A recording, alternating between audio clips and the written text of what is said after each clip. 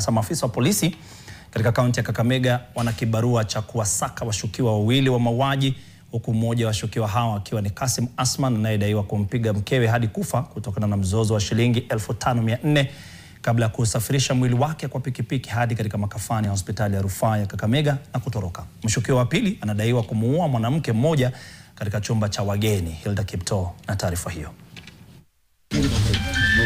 Kasim Asman, mshukiwa mkuu wa mauaji ya mkewe Teresa Morin, anasakwa kwa madai ya kumpiga mkewe hadi kufa, kisingizio kikiwa wizi wa shilingi 5,400 na simu. Aidha, kwa mauaji haya aliwasingizia majirani. Alikuja mwendo wa saa 9 akaniamusha kwa nyumba yangu, nikamuuliza nini, akaniambia kuna wasichana wawili majirani wameua bibi yangu akiwa dada yangu Morin. Nikamuuliza wamemuaje? Ati wameanza tu kupigana alafu wamemuua. Kamanda wa polisi mjini Kakamega Vincent Cherutich amedhibitisha kisa hicho, huku ripoti ya hospitalini ikionyesha Teresa aliumizwa kwa kupigwa katika sehemu mbalimbali mwilini.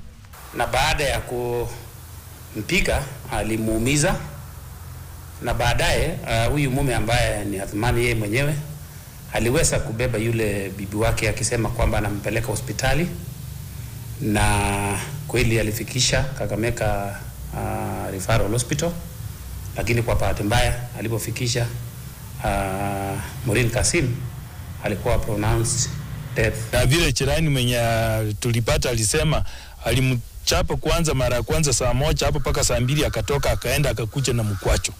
Kwa hivyo hiyo mkwacho ndo tuchapata, angala tumepata hapo pipe nyingine na nyundo na panga. Tukisalia na tanzia katika kaunti ya Kakamega, mwanamke mmoja amepatikana amefariki katika chumba cha wageni baada ya kuuawa na anayedaiwa kuwa mteja wake. Wakazi wameachwa na maswali chungu nzima wakikashifu mauaji hayo Kakamega. Tungependa kwa wenye manyumba waweze kuweka pale kwa reception, kuwe na mtu mwenye anakuwa na andika ID number, vitu gani, ndio kama kitu kama hii imefanyika hapa tungeweza kutrace yule mtu kwa haraka, tujue ni mtu gani alifanya haya. Hilda Kipto, NTV.